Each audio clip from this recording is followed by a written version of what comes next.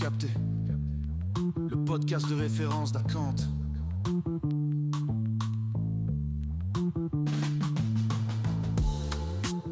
Bonjour à toutes et à tous, bienvenue dans un nouvel épisode de T'as capté, le podcast sur la cybersécurité. L'été approche à grands pas, il fait beau, il fait chaud, et on va continuer nos épisodes sur le règlement DORA. Aujourd'hui, on s'attaque au plan de continuité d'activité qu'on appelle aussi PCA.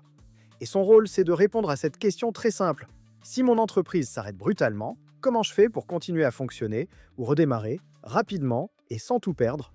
Parce que oui, une cyberattaque, une panne, un incendie, une erreur humaine, ça peut arriver à n'importe quelle entreprise et à n'importe quel moment. Et quand ça arrive, c'est trop tard pour se poser des questions. Le PCA, c'est un peu votre mode d'emploi de crise. Il vous aide à continuer l'essentiel, même dans le chaos. Avec les nouvelles obligations du règlement DORA, le PCA devient même obligatoire pour de nombreuses organisations. Le PCA, c'est pas juste un fichier Word avec 3 procédures poussiéreuses. C'est un dispositif complet qui permet de maintenir ou de redémarrer les activités critiques de l'entreprise quand tout part en vrille. Cyberattaque, panne, erreur humaine, fournisseur hors service, peu importe la cause, ce qui compte, c'est d'être prêt. Mais attention, un PCA sans fondation, c'est comme un château de cartes. Et c'est là que entre en scène l'ABIA, ou Business Impact Analysis.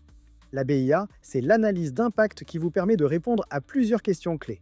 Quelles sont vos activités critiques? Que se passe-t-il si elles s'arrêtent? Qui doit intervenir et dans quel délai? On parle ici de RTIO, Recovery Time Objective, le temps pour redémarrer, et de RPO, Recovery Point Objective, le niveau de données qu'on accepte de perdre. Exemple, si je perds l'accès à mon CRM pendant 48 heures, est-ce que mon activité s'arrête? Si je perds les données de la veille, est-ce que c'est acceptable? C'est ça, la BIA. Le PCA, c'est aussi une cartographie de vos interdépendances, entre vos services internes, vos outils, vos équipes, et surtout, vos prestataires.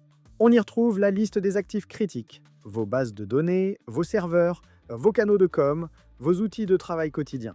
Et très important, qui décide d'activer le PCA? À quel moment? Sur quels critères? Car un PCA, c'est un gilet de sauvetage. Il faut savoir quand on doit l'enfiler et comment le gonfler. Un PCA non testé, c'est un parachute jamais ouvert. Vous voulez vraiment découvrir s'il fonctionne le jour où vous sautez? Il faut donc tester le PCA, et pas avec un scénario mou du genou. On parle de tests réalistes, une attaque par ransomware, une coupure d'accès au cloud, un fournisseur stratégique indisponible pendant une semaine. Et surtout, ces tests doivent être documentés et impliquer toutes les parties prenantes. Pas seulement la DSI, mais aussi les RH, les métiers, la direction et les prestataires concernés. Tout le monde doit être dans la boucle. Ensuite, en cas de crise, la communication, c'est aussi critique que la technique. Le PCA doit prévoir un plan de com interne pour alerter les bons services, mais aussi un plan de com externe, clients, utilisateurs, régulateurs, voire médias. Et tout ça doit être préparé, parce que dans la panique, l'impro, ça coûte très cher. Et enfin, le PCA, c'est un document vivant. Il doit être mis à jour régulièrement, à chaque évolution technique, organisationnelle ou après chaque test. Et si vous êtes un prestataire de services financiers, banque, assurance, fintech, le règlement DORA impose la mise en place d'un PCA solide, testé, documenté. Ce n'est plus une option, c'est une obligation. En résumé, le PCA, ce n'est pas un levier de résilience. C'est un geste de responsabilité envers vos collaborateurs, vos clients et vos partenaires.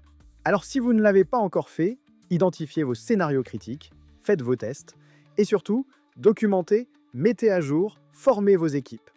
C'est ça, la cybersécurité qui marche, simple, concrète, testée. Merci de nous avoir écoutés. Prenez soin de vous et de vos équipes. À bientôt pour un nouvel épisode de T'as capté. T'as capté, le podcast de référence d'Akant.